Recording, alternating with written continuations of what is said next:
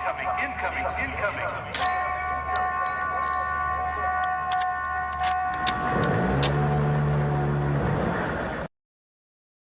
All right, welcome back. This is From the Bunker. I'm your host today, Burke, with the Bunker Bros podcast. Today we have Ryan Galante, and he is from the Veterans Futures Organization. Why don't you tell us a little bit about yourself, who you are, where you come from? Awesome. Well, appreciate y'all having me on here. Like I said, Ryan Galante. I was born and raised in Virginia Beach, Virginia. Family comes from New York and New Jersey. A lot of military in my family, all branches of service. And then after high school, I was kind of wasn't sure what to do. I had a passion for football. So I ended up joining the reserves in the Marine Corps. I played down in Farmville, Virginia, at Hampton-Sydney University. But before I was able to enroll in college, once I joined the reserves, I deployed. So I checked into the unit, deployed, came back, and then enrolled into college, played football. But I missed that deployment atmosphere and the active duty stuff. After about a semester or so, I put in a package to go full-time active duty, and been doing that for the last 22 years. So I've been loving every sense of every part of it.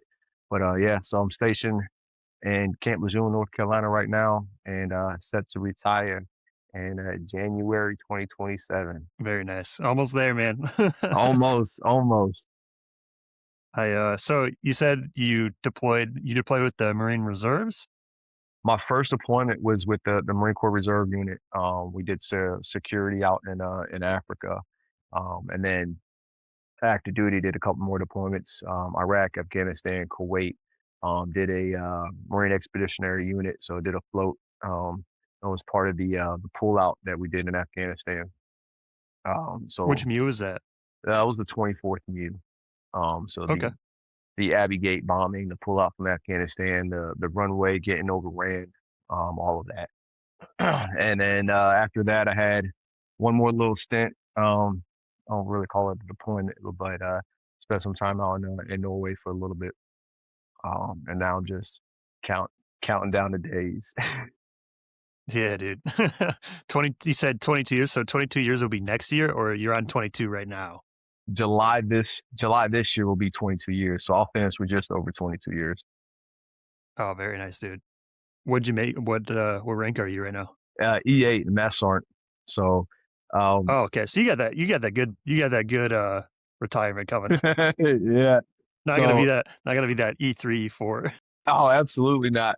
And it's funny because everyone in my family, from my grandfather, my uncle, my dad, even my brother, all of them have at least made it to the rank of E7. No one has made it to E8. My brother came very close. He retired out of the Air Force. He got selected, but they wanted to move him somewhere, and he was like, you know what, I'm done. So turned it down. He retired. They're out in Texas now, loving life. So he was the closest, and then I was actually the first one in my family to actually get selected to E8. So that was huge accomplishment. I had my mom, my dad pin me to E8. So it was awesome time. All enlisted, no officers, siblings, or nothing. No officer. I stayed on the enlisted side. Yeah, I thought about it a couple of times, but I was like, no, just not for me. I actually I actually started in like ROTC in college, and then I was like, I was going to do the whole, officer route. And then I joined the Guard and kind of started doing the enlistment side. And I was like, I think I was a specialist, and I got deployed to Iraq out of college. And I was like, man, I don't think that's for me. I don't think I'm going to ever go back. I never went back to college. Never went officer. Now I'm like E7. I was like, I think this is the way to go, dude. I think that was the correct way. So what'd you do in the Marine Corps?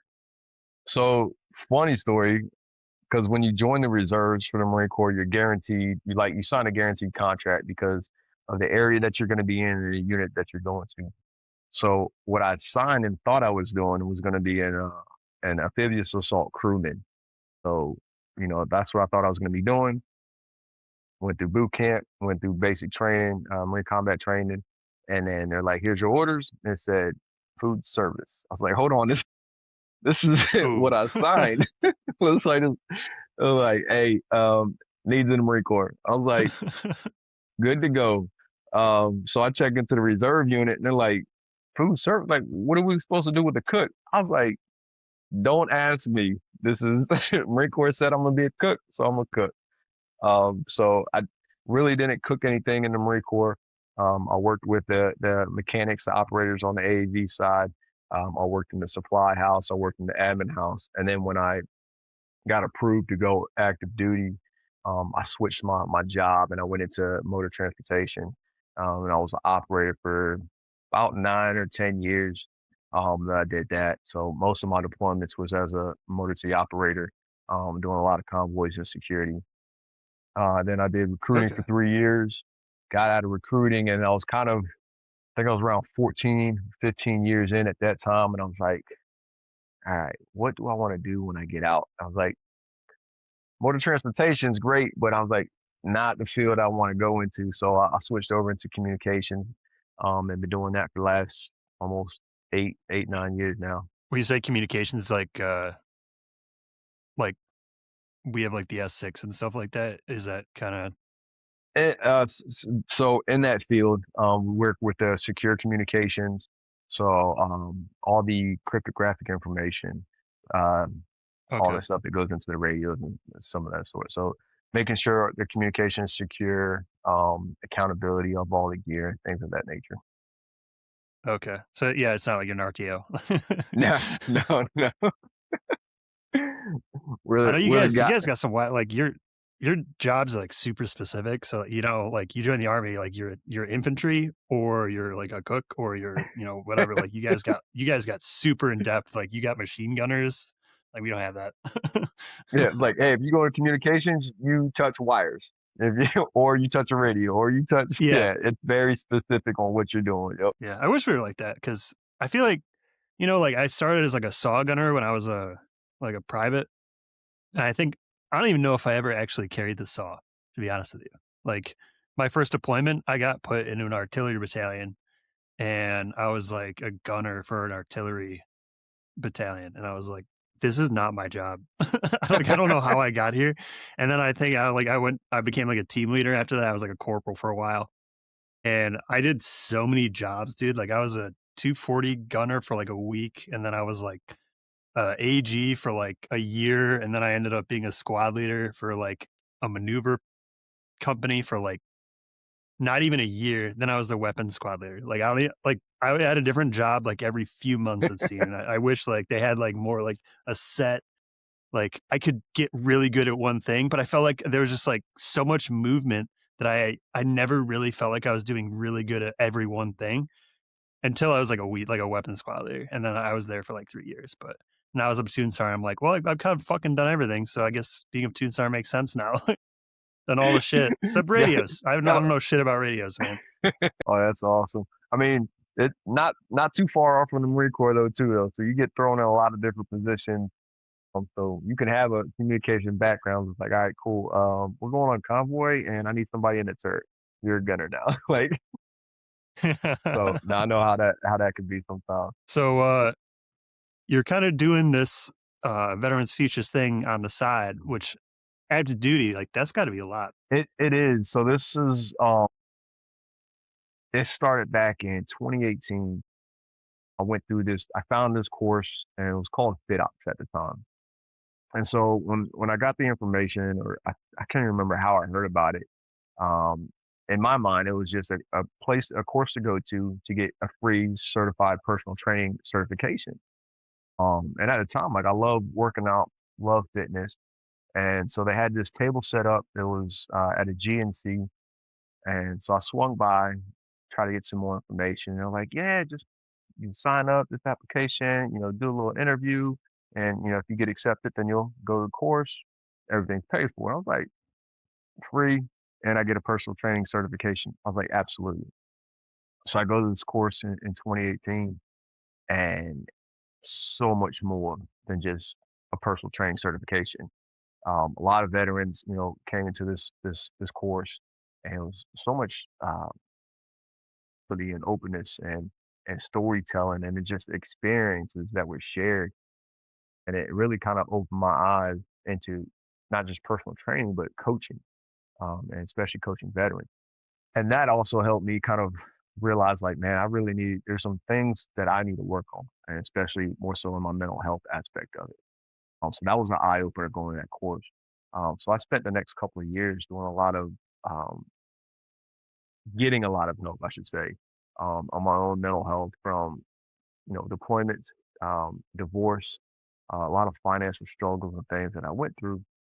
And then I was staying in contact with the growth of FitOps, and then it became a UHP. And then UHP, the owner, CEO Matt Hesse, ended up buying 500 acres out in Arkansas, got a custom built Beaver Fit dome gym, and then now this personal training course just grew even more. And they did a reunion. I go back out there to the reunion to meet some people that I went to the course with, and then a couple other newer individuals, and just going back to like this campus from what we went through in FinOps to what UHP was now was like, oh my gosh, this is amazing. And then I heard one of their staff members speak, Johnny Martin, and he's up there on stage and he's just giving this presentation, and just hearing him talk and the vision and the direction and the passion that he had in helping veterans, I was like, man, this is where I'm supposed to be. Like then I really like bought into it, fell in love with it, and I was like, man, I just had this energy, and it was an amazing feeling. So I sat down with Johnny after that, and we had some lunch, and I was like, man, I'm still active duty. I don't know what this looks like. I don't know what I can give. I was like, but whatever I could do, man, like let me know. Like I want to help grow what's happening here. And he's like, absolutely. So we stayed in contact. I kept bugging the crap out of him. Like, hey, what do you need? What do you need? Like, how can I help? Like I just wanted to help. And again, this kind of goes back to the help that I got from my mental health. Like I saw veterans that were going through this course that were struggling, going through very similar situations. So I bugged them enough that they ended up giving me a part-time job to help out. So as UHP was growing, they had to, they changed from nonprofit to for-profit, and then they created the nonprofit Veterans Future Foundation. So that's what I became part-time with as Veterans Future Foundation as a mental performance coach. And the way that works is all the individuals, all the veterans that go through the UHP program, which now offers certified personal training courses. It also offers integrated health coaching courses and a precision nutrition course. They're even building a trade school now as well too, so they'll have trade schools available for GI eligibility, VRNE eligibility, and then we have some scholarship offers as well too. But all the veterans that go through that, once they graduate, it doesn't stop there. So now they come into the Veterans Future Foundation. Myself, we have another amazing coach, Meg, and Johnny, and we host weekly and monthly coaching calls. So those coaching calls are just staying in contact, staying, connected with the veteran community. So it's not just like, hey, you went through this course, here's a certificate. Like, I hope you do amazing things. Yeah, And good luck, man. then, yeah, good luck. Appreciate you coming. It's our way to stay connected, but also to continue to like build on that confidence, build on that purpose, build on that identity, build on individual values, like just having that positivity, being surrounded by that positivity, and constantly just having that engagement to be around people. It's been an amazing opportunity. So when you first asked, like, how do you do it with, being active duty, deployments and, training and things going on, I find a way because of the passion and the, just the feeling behind it. Like it's so moving when I get on a call, and there's been times like we're getting on a call and, we have a prompt. We're going to hit this prompt where this is what we're going to talk about. And this is going to be the call to action. And then the feedback that we get from, those that are on the call, like it just generates a whole new conversation and everyone's feeding off of it. And it's just like this high energy and it feels so good. And like, all right, we're not talking about this prompt. We're leading with what you got. And it's, man, it's just, so invigorating, and it feels amazing knowing that, 1 day a week, 2 days a week, however many calls these individuals jump onto, they have brothers and sisters that they can just pour out into. They feel safe in these environments, but they're also gaining stuff for themselves. Now we're, not clinicians and not trying to replace anyone's, therapy or whatever mental health resources that they're using, but we're there to show them, to show up and be like, hey, we're here with you, and we're here to help you get through this, but also build on your personal, professional goals, get you the resources that you need, and walk you through that. So it's, coming July will be 2 years for me of working with Veterans Future Foundation. And man, it's amazing. I've found the ways to integrate it into my schedules with active duty, to make it happen because it's just that much meaningful to me. It's given me a whole new life and a whole new meaning and purpose myself too. And that's the direction I'll go once I retire. Just continue working, with Veterans Future Foundation, continue to pour into community. We also have a partnership with Team Red, White, and Blue, so we do work with them as well too. So that's it. Kind of becomes this full circle. We're bringing veterans into UHP program. They're getting trained in health and wellness industry, and then now they get funneled back into the community and they can give back through the RWB, through these monthly missions, through Eagle Fit challenges. So now it's even a better, more informed coach, again, kind of putting back into the community. So excuse me, awesome all around. So I went through your guys' website quite a bit the last couple days. So I was looking at you kind of have like Veterans Futures, and then like kind of under that you have all these events that you guys do. So I was looking into like some of the stuff you guys are doing, and tell me a little bit about like the mountain biking that you guys got going on. I saw like Veterans in the Dirt or something. I was like Uh, reading over it. Absolutely. So we have Veterans Future Foundation and the Dirt Therapy Project is all encompassing. Jonathan Hagerman, Marine Corps veteran, started this program in 2018. He had a love and a passion for mountain biking, prior to even coming into the Marine Corps. After he got out of the Marine Corps, he got him a job in the corporate industry. And he had that feeling like he was just missing something. And he didn't know what it was, but he's like, you know what? Let me just get a mountain bike. He goes on Facebook Marketplace, finds a decent mountain bike, and he just starts riding again. And it was, it was just his release. It was his way to kind of get away from everything, get involved with nature, and just kind of, again, just feel relaxed. Um, so he's like, hey, got a buddy, started coming out with them, and then it became one, then became two, and became a group of these veterans just mountain biking out in nature, finding different trails, going to different places, and eventually it grew into what is now the Dirt Therapy Project. And they have chapters. I want to say 13 different chapters right now across the United States. They have their chapter leaders, and they do mountain biking and they do events in their states. And then throughout the year, they'll do big events, and they'll bring in mountain bikers from all over, whether it's from the chapters, whether it's from local mountain bikers. And they just go on these retreats, and it's just, again, it's just bringing veterans together. It's healing in a sense, and then you got the outdoors, which, man, if you just go outdoors and just kind of appreciate nature, the sun, the mountain, the rivers, the tree, like, it's so calming and relaxing and therapeutic. So that's why the Third Therapy Project is what it is. It is mountain biking. It's their therapy, but it's just going out and having fun and enjoying it with veterans. So that's the Veterans Future Foundation and Third Therapy Project, all in one. Like I said, Jonathan Hagerman has been doing amazing work to grow the community. We actually have an event coming up towards the end of this month, the Buffalo River in Arkansas, where we're incorporating some mountain biking, some hiking, some paddle boarding, some kayaking, and kind of like anything outdoors.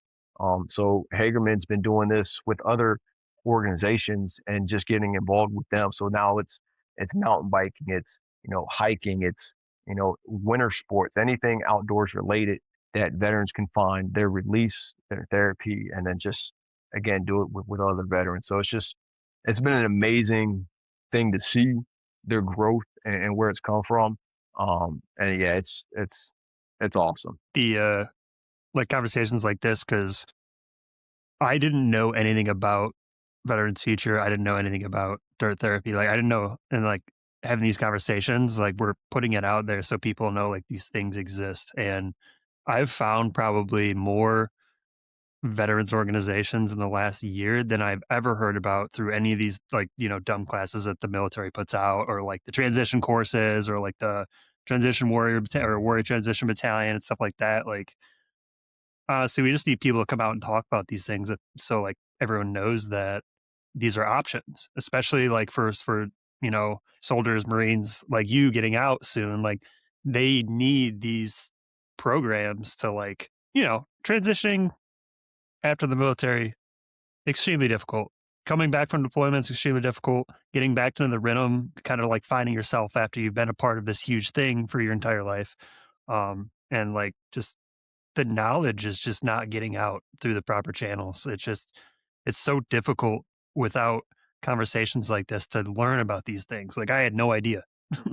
And connections like with you and Eli and stuff like that is how we find these things. And like that's kind of our goal, is to like bring all of this stuff together and make sure people like know about all this stuff.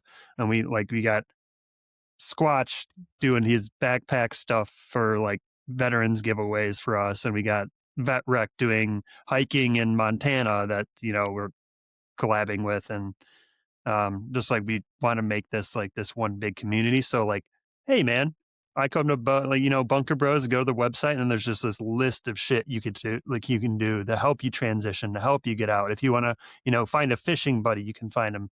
But it's good to have like organizations like this. It's just unfortunately the military like doesn't talk about it. I don't really understand. Like they're not pushing the right resources. I don't really know, man. Like, Yeah, no, so I've actually gone through the transition readiness class twice.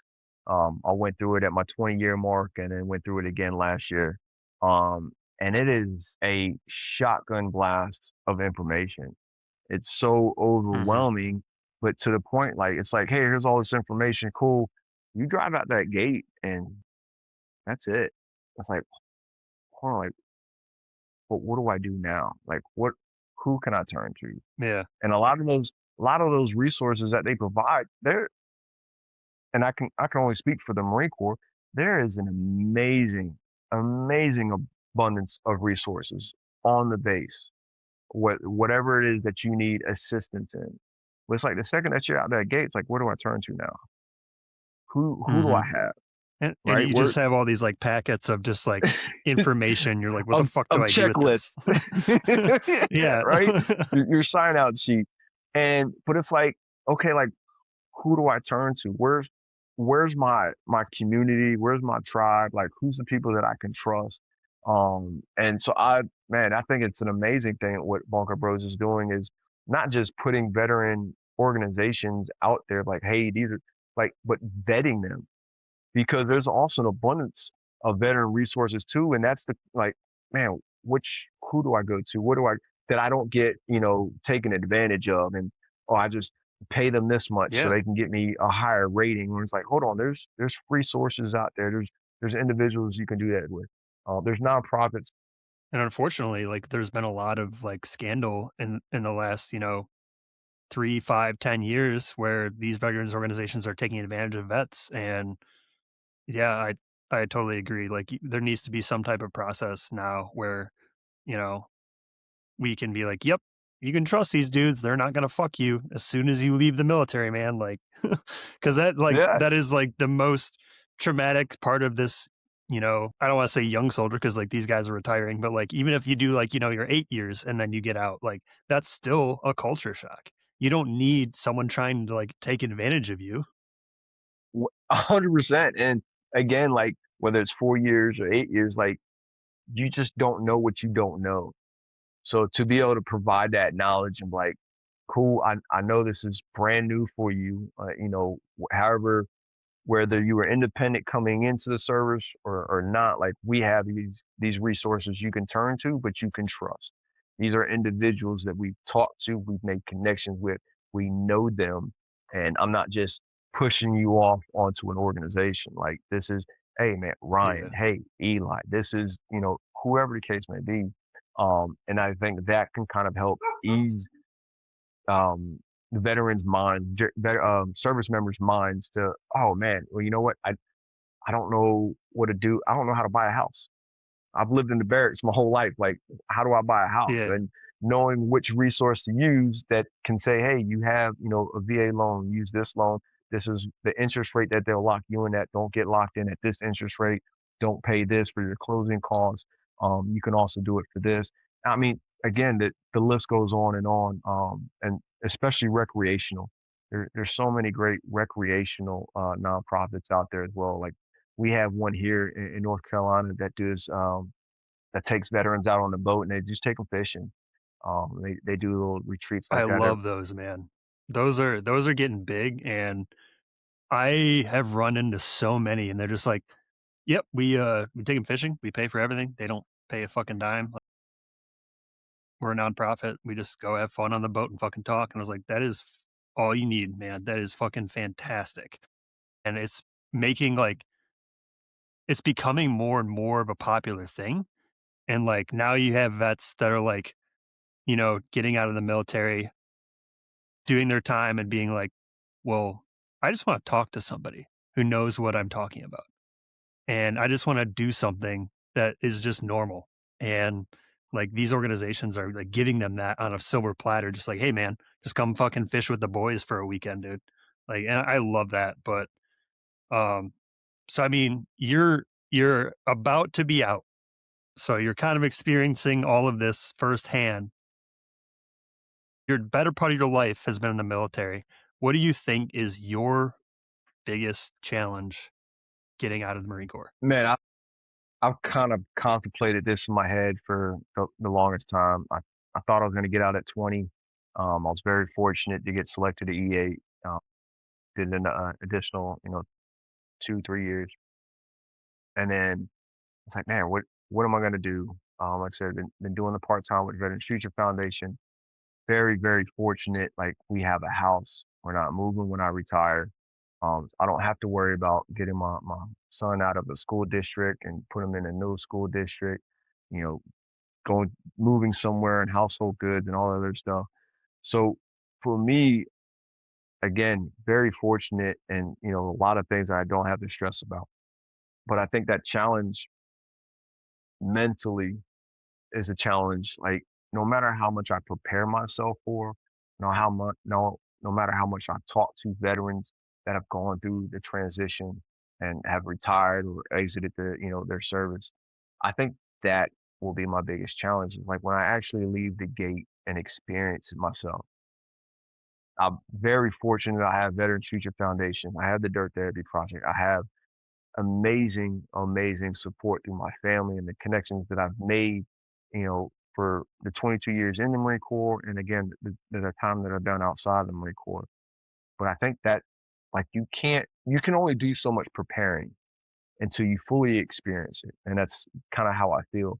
So I can prepare myself as much as I can mentally, physically, spiritually, and socially. But like once I get that paper in my hand and I actually leave the gates for the last time as an active duty member, like I think that's the challenge of like just mentally, staying focused, knowing, mentally leaning on my support system, the structure that I've built, and not like isolating, not getting depressive, not getting, hesitant and second guessing. And because again, through BFF and coaching, like I've seen it. I've seen it even just from buddies of mine. So I think that is my biggest challenge. I continuously do things to work on my mental health. I just went through an amazing program this past week through Boulder Crest Foundation and Warrior Path. Again, going through post traumatic growth training. Um, but I don't know what I don't know, and I don't know what that feeling is going to be like and how it's going to hit me. Um, so that will forever, I think, be my greatest challenge. I have a job, I'll have retirement, I have, the house is good, the kids are good, like family's good, but like, how will my mental health take that transition? So I think that's the biggest challenge. And I think it's the biggest challenge a lot of us face. We have a plan like, oh, this is what I'm gonna do. I got this job, or I'm gonna go to school. I'm gonna use my GI Bill, and then something doesn't work out, and it's like, oh shit, what now? So I think like, what if this doesn't work out, or what if it's not what I thought it was gonna be? Like, what do I do then? So everything again, like I said, I just point back to my mentality, and how I will handle it. But more importantly, knowing that I have a huge support system to lean on, is I guess what's kind of easing my mind. Yeah, we talk about this a lot on this show because, I mean, that's what we're all about. Is veteran isolation is like the number one cause to suicide. Like we move past the combat trauma suicide problem, and we still have high suicide rates. So like obviously, it's not combat problem. It's veterans aren't prepared to not be a part of a system where they wake up every day, don't have to think about what they're wearing, and they see the same people do the same work every day. So like I 1000% agree that mental mindset. And this is the number one question people ask when it comes to like getting out, medically retiring, whatever it may be. Uh, they're like, how do you think I should go about not isolating myself? I'm like, dude, just find friends, go out, be social, find people who can talk to you. Like that's why we do the vet together. So we do it, once a month in Detroit and every week in Jackson. And we just find people who are like us and be like, hey man, like you in the military? Let's talk about it. You wanna play pool? You wanna just go like fuck around on a Wednesday? And unfortunately, like people get out of the military and they're like, well, now I don't have to get up at 5 a.m. Now I don't have to you know, put on a uniform. Now I don't have to go to the range. Now I don't have to do like, so they just kind of like sit in their house, be like, well, no one's telling me I have to do something. So I'm just not going to do anything.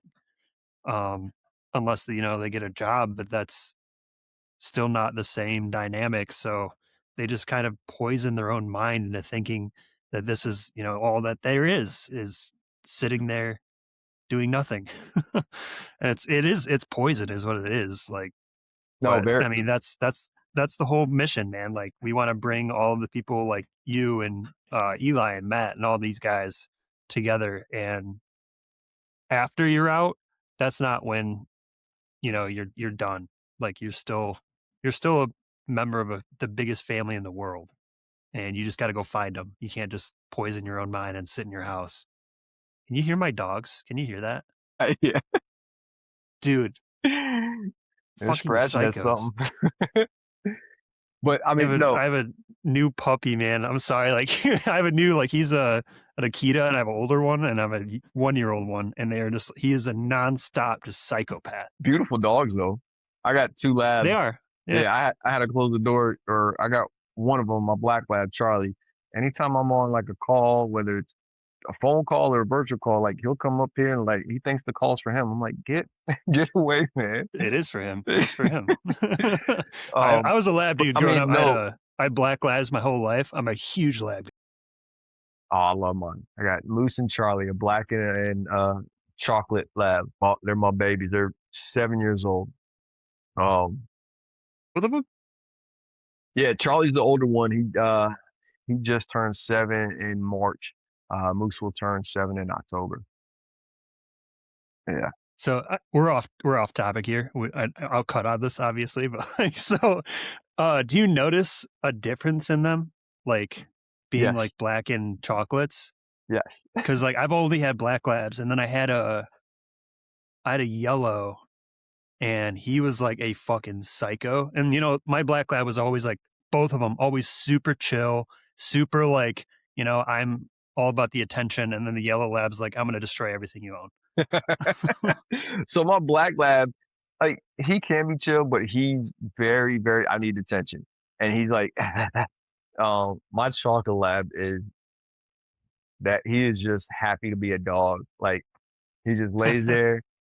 If you stop petting him, he's like, "Why'd you stop? Like, just keep petting me like that."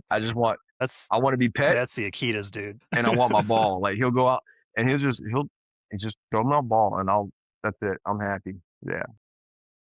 I remember there was this I don't know, I was a kid. It was probably 25 years ago now or something.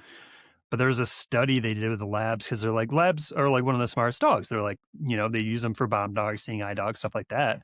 And they're like, well, is there a difference between chocolates, yellows, and blacks? And they took a window pane and they tried to figure out how many times the dog would run into the window pane trying to get to food on the other side before it realized it was a window.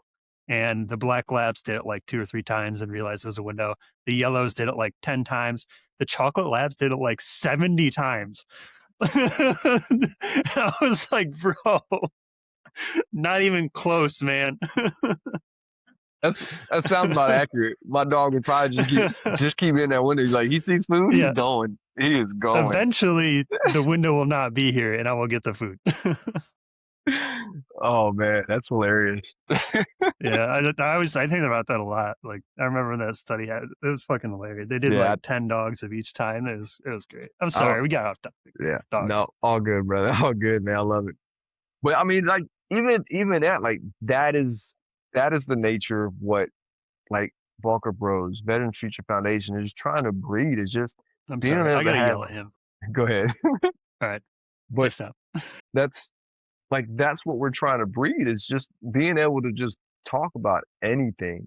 And like you said, like, whether it's the fishing trips, whether it's mountain biking or canoeing and hiking, like just getting veterans to talk. And like when they get comfortable, they get, being able to just share what's on their mind. And I think no matter what branch of service, and you can have Marine Corps as the hardest, ego and Army, and whatever the case may be, no matter what branch of service is, um, there's always that that mindset is that I can't be vulnerable. Like I can't show emotion. I can't show feelings because now I'm showing weakness. And however long that you stay in the service, 4 years or 24 years, like that is a culture now that you have instilled and it becomes a training that what your Excuse mind me. believes you have to be like. So when you transition out, it's like, well, no, I don't have feelings. I don't know what happiness is. I know anger. No, I know how to be pissed off and frustrated and irritated. I know all those. Really good at anxiety. Yeah, I know all of those. But we don't express joy and happiness and love, and we don't talk about that. That's weakness. Men don't have those feelings, and it's so now it's like, who do I talk to about this? Right? How do I change that narrative that's been instilled in me for so long? And I have not experienced the VA. Again, I've heard some stories, but I think what the problem is that we don't need to be fixed. And the VA is like, oh, here's either medication or here, this is what you need to fix this. And just like you said, like, I don't need a diagnosis. I don't need to get fixed. I just need someone to see me and hear me and have someone to talk to. And then when I can combine that with doing something outdoors or combine it with doing some social event with brothers and sisters that have served, man, that is the healing process. That's how we provide growth. Knowing that, man, I went through something very similar. Like, man, I went through, and again, it doesn't have to be a deployment. Not all of us deployed. Man, I went through an ugly divorce. Man, I had bankrupt, I had a foreclosure, I had a repossession, I had financial issues. Man, I thought I was a bad parent. I did this, I did that, and I'm like, holy crap, man, I I experienced some of that very similar stuff. Like, man, I questioned myself. I didn't know if I was good enough. And it's like, oh shit, man, like that's some things that I had issues with too. Like, brother, just like you're not alone. We all have those things. And it just becomes these negative thoughts and how to retrain your thinking and your thought process. And then even acknowledging some of that hurt that you had, whether it's in the service, before the service, out of the service, like, cool. Let's acknowledge it and let's talk about it. But man, I'm not here to fix you. I'm just here to share space with you, man. I'm here to be here for you. That's what most people need, and I don't know, like, you know how it is, man, overseas with the boys or you're on a, like, sticks lane overnight, couple weeks or whatever, and, like, the conversations that happen when you're cold and miserable and wet, tired, exhausted, falling asleep, standing up, like, those conversations, you don't have those outside of those places. That's one of the big issues is, like, people take that for granted, and then it ceases to happen. So they're like, okay, well, I'm not cold and wet and miserable, and the boys aren't here, so I can't talk about it with anyone. No one's gonna understand me. No one's gonna, you know, understand what it's like to stand in the freezing rain for no reason at 3 o'clock in the morning for 7 hours. You know what I mean? Like, and I mean that is largely a mindset problem, but it is difficult, like, even significant others, man, like, it's difficult to share that type of stuff with them because they just don't get it. They've never done it. They never, stood in 130-degree heat with no AC for fucking 6 months or whatever, but, like, um, so everyone just kind of assumes that they won't understand or care because they've never done it, but, that's not true. They love you. They just wanna take care of you, but it is hard having those conversations when you think that that person is just gonna judge you. And, like, veteran isolation to a T. Everyone just all the vets are always like, "If I talk, they're gonna judge me, so I'm just not gonna talk. I'm just not gonna say a fucking word. I'm just gonna eat it. I'm gonna push it down inside, and I'm gonna drink about it." And that's what's killing us, Yeah, literally. yeah. No, I mean, you said it perfectly. But to your point, like we create that narrative, and 100%. 100%. And I did the same thing. I was like, man, I can't talk to my wife. She doesn't know anything about this. But at the same time, like you said, like we are surrounded by people that love us and want to help. But if we don't allow them to help, then we'll never get that help that we need. And I don't know, this is something I learned a long time ago. I don't know what burdens that you can carry. So I can't judge and assume that if I share something, you're going to judge me. You're going to look at me different or whatever. I mean, there's a million different stories that I can make up in my head. But if I allow myself to say, babe, I don't have to tell her all the details. Like, man, in 2010, there's some things from that deployment it don't fit right with me.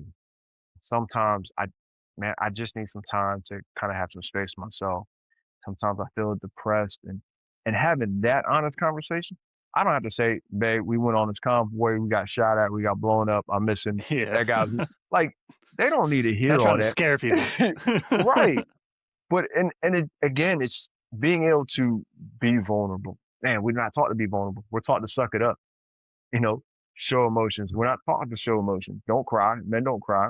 Like, and then same thing, like you can spin it to a female. Oh, if females cry, well then I'm gonna be judged by a male saying, oh, because she's female. And so again, and it's all these narratives that we create in our head and we have to change that narrative. And the way that we do that is being surrounded by other brothers and sisters in veteran communities that we can trust, that can hold space, that can talk about some of those things without having to feel judged, without having to think they're going to, people are going to look at me different, or they, all these different things. They're not there to fix me or diagnose me. They understand me, and that's man. UHP, Veterans Future Foundation, Bunker Bros. I mean, I'll Team Red, White, and Blue, Travis Manion Foundation, the Boulder Crest Foundation. I mean, there is an abundance of veteran organizations that are doing amazing things.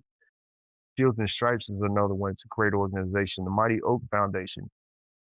But like you said, it's like being able to bring these resources together and we're like, hey, we can help you. We are here for you. And that is the hardest thing for veterans to be able to ask for help. But if we can change that narrative and like, brother, it's okay to not be okay. It's not okay to stay there. Like it's okay to ask for help. It's okay to struggle. It's okay to experience stress. It's okay to experience negative thoughts, but now allowing them to dictate your life. Now allowing the past to define how you live today. We have resources that can help you. We have people that want to help you.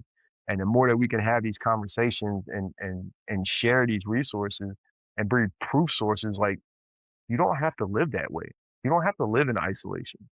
You don't have to go to sleep drinking a handle every night to get rid of the pain. Like there's other ways to overcome this. And there's people that want to help. Um, and I, there's a program that I was a part of this past year, and Marine Corps just launched. The program's been around for a while, but they just launched a newer edition called Oscar, Operational Stress Control and Readiness. And I met some amazing Navy, Marine, uh, civilian employees, and I think at least in the Marine Corps, they're finally getting it right to show, hey, it's okay to talk about these things and it's okay to get help. And for the longest time, It that is. I yeah, mean, it's an institutional thing, but it is like I agree. It is finally like starting to flip. Like people are starting to get it. People are talking more. TBIs are now well known. Like the trauma on the brain is now well known. Project Recon is working with, you know, special operations dudes to get stem cell research done for TBIs. They're making great headway. Like now that we understand it, it's starting to come out, and the Army, the Marine Corps, military as a whole is finally starting to like, hey man, maybe we don't need to be so like fucking hard all the time. Maybe we can like chill out every once in a while, yeah, yeah. talk And but about some stuff. But I and I mean, think that was a kind of I think we're kind of hurt in the beginning. It's like, oh, we got to give mental health its attention, and they just flooded. Like, if you have an issue, mental health, and they just flooded mental health, and everyone had a mental health issue. It's like, hold on, but they didn't have an answer it, for it. You know, it was like, yeah, mental health, but like there wasn't. It was like it was just nothing. It was just an empty fucking sheet that said mental health on the top, and then the packet was empty. You know what I mean? Like yeah, it was like, yeah, talk about it, ask, care, escort, don't kill yourself. You know, like that was it. Like, but they didn't have any answers for it, and they were like, well, yeah, if you feel like shit, go talk to the chaplain. Okay, what the fuck am I gonna talk to the chaplain about? You ever talk to a chaplain? They're weird.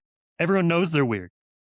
Typically, they're just like a weird guy with like a little guy who follows him around with like a gun. That's it. Like, I don't want to talk to that guy. You know what I mean? Like, so I finally the military is like maybe just like throwing them at the chaplain and giving them a card that says "Don't kill yourself" isn't the answer. Maybe we start making programs that help these guys come together to do activities and talk about whatever they're worried about or their trauma. And, you know, we're doing the same thing. You know, in the 50s, 40s, there was no such thing as a bunker bros or a, you know, dirt therapy. They were like, man, you shut up and you drink your whiskey, dude. But like, finally, 2026, we're like, there's something to this. A lot of yeah, people killing themselves. Something's going on here. yep. Again, we something's got to change. We keep doing the same thing over and over. Like, oh, let's just label it, put a label on it, and package the deal. It's like, hold on, the suicide's getting worse. And you've been in longer than me, but we're on like the same GWAT time frame. You know, like after the 90s, 80s, and 90s, there was a lot of bad leaders. Like there was a lot of bad leaders in the military.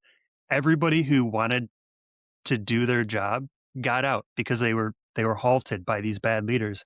So all the good dudes got out. All the bad leaders got promoted even higher. So you had all these dudes that never made decisions, never went to war, never saw anything, making decisions for all these people who were. And it created this horrible, horrible institution. And now I think we're like, those dudes are finally gone. They're retiring.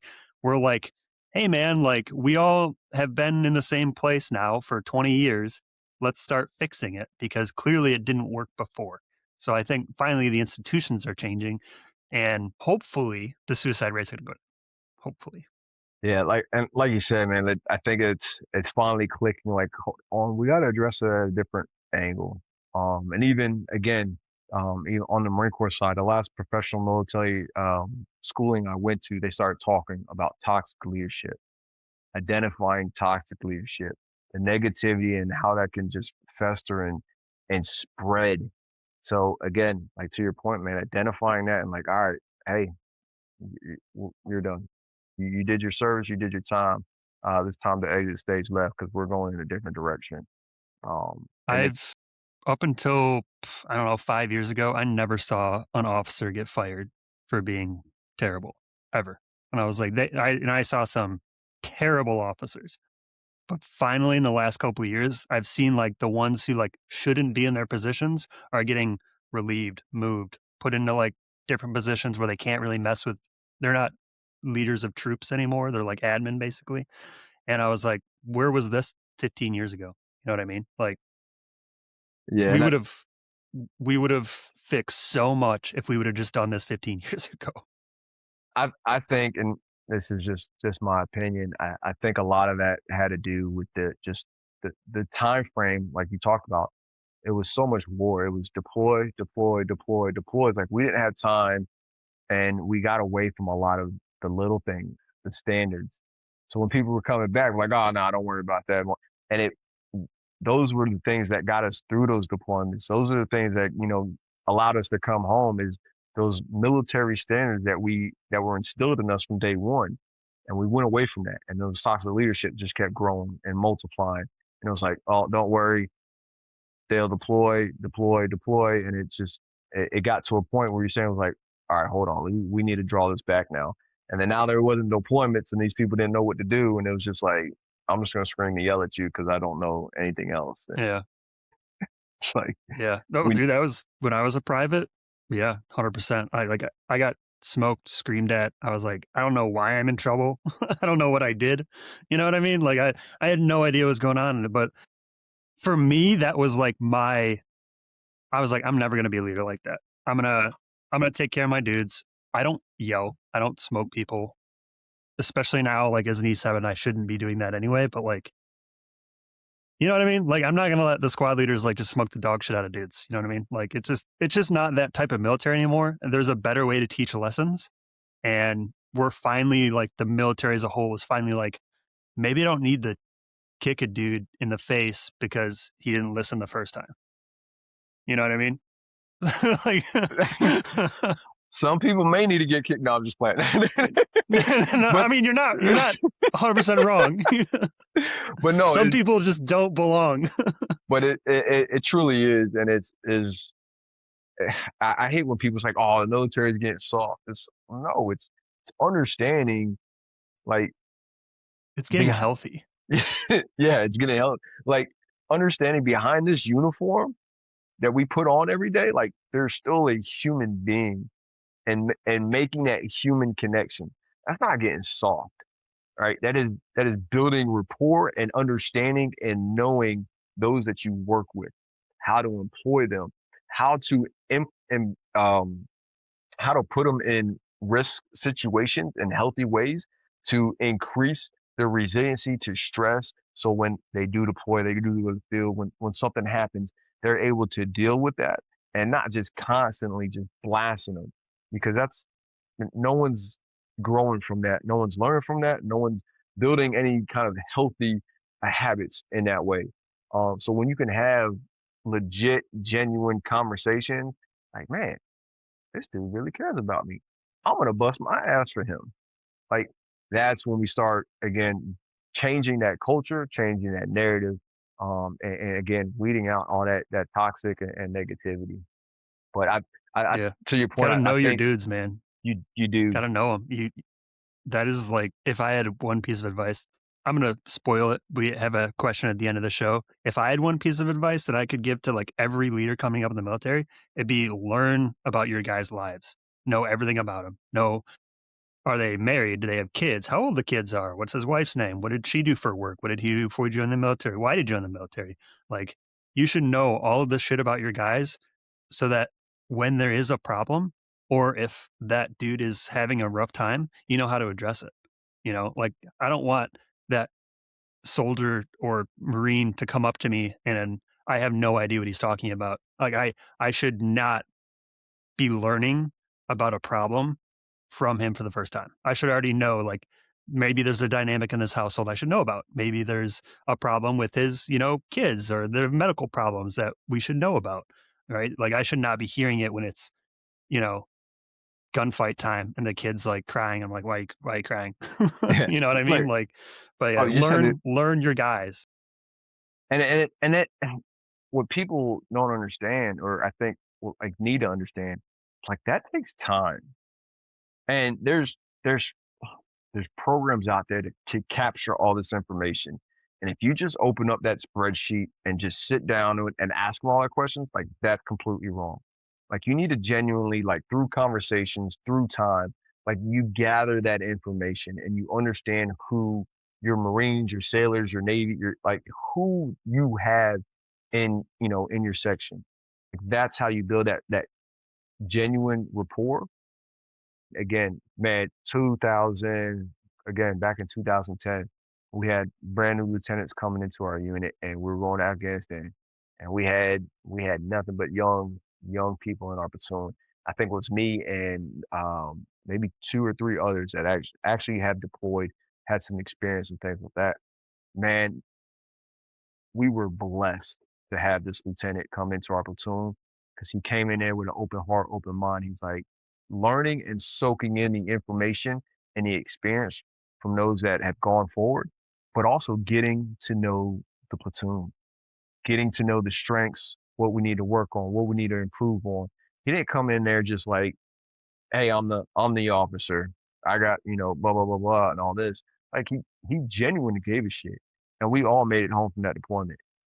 But he knew every individual and he spent time with every individual. And man, we fought tooth and nail, for him. Amazing, amazing individual. He's actually going to be my retiring officer.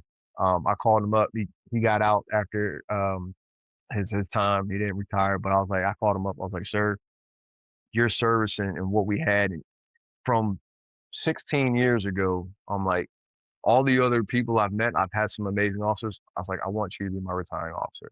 And like that, if we can build that culture with leaders on the enlisted side, on the officer side, like man, the fighting force that we would breed would be unstoppable. Yeah, dudes that care for each other. Yeah. Yeah, uh, crazy so how that works. we are running out of time, but last question that I already spoiled. If you had one piece of advice that you could give young junior leaders coming up in your position, what would it be? Man, just care for one another, get to know one another. Um, it it takes a little bit of time and effort. Man, it goes a long way. You'll be able to see things and identify things and have those hard conversations, to reduce some of these stress and struggles and these suicides that are happening. Just a genuine care for one another. And if you could do that, man, that'll change so many different things. All right, man. Well, thanks for coming on. We appreciate you. Love what you're doing. Tell the people where they can find you at. Tell them about the website. Yeah, veteransfuture.org. Like I said, we have Veterans Future Foundation on there as well, and the Dirt Therapy Project. So all information related to them, our contact information is on there. The events that we do, amazing organization. And then, of course, UHP.com, those courses as well. Continue to pour in and continue to grow. So I appreciate y'all having me on here, brother. Incoming, incoming, incoming.